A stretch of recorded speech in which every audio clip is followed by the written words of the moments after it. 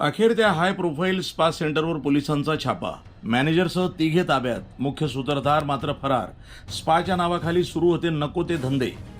अहिल्यानगर मनमाड रस्त्यावरील व्हीआयपी परिसरातील एका हाय प्रोफाईल स्पा सेंटरवर अनैतिक मानवी वाहतूक प्रतिबंधक कक्षानं मध्यरात्री छापा टाकत मोठा प्रकार उघडकीस आणला.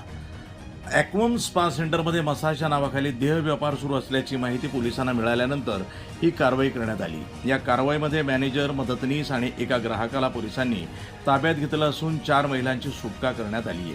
मात्र या रॅकेटचा मुख्य सूत्रधार संतोष बघे हा फरार झालाय. पोलिसांनी बनावट ग्राहक तयार करून पाठवलं आणि बाहेर थांबलेल्या पथकानं थेट छापा टाकला. पोलीस निरीक्षक बालाजी वैद्य यांना या स्पा सेंटरमध्ये संशयास्पद प्रकार सुरू असल्याची खात्रीशीर माहिती मिळाली होती.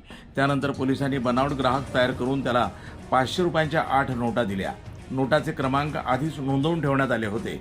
संबंधित ग्राहक स्पा सेंटरमध्ये गेल्यानंतर व्यवहार ठरल्यानंतर त्यानं पोलिसांना इशारा केला आणि बाहेर थांबलेल्या पथकानं थेट छापा टाकला.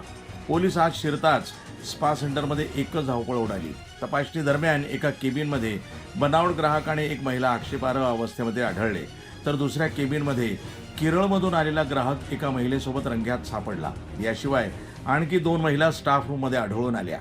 आम्हाला मसाजच्या कामासाठी बोलवलं होतं, मात्र आमच्याकडनं जबरदस्तीनं अश्लील कृत्य करून घेतली जात होती.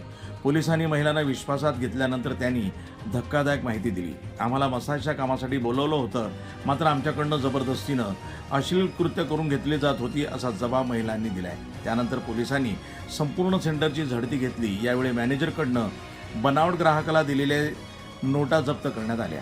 तसंच रोख रक्कम, महागडे मोबाईल आणि आक्षेपार्ह साहित्य पोलिसांनी ताब्यात घेतलं. या प्रकरणी अनिकेत बचाटे, काळूराम समिंदर आणि एका ग्राहकाविरोधामध्ये गुन्हा दाखल करण्यात आला असून मुख्य सूत्रधार संतोष बघे याचा पोलीस शोध घेत आहेत.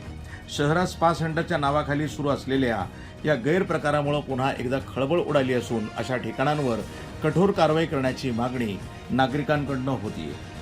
वृत्तसंपादन विभाग, न्यूज टुडे 24, अहिल्यानगर.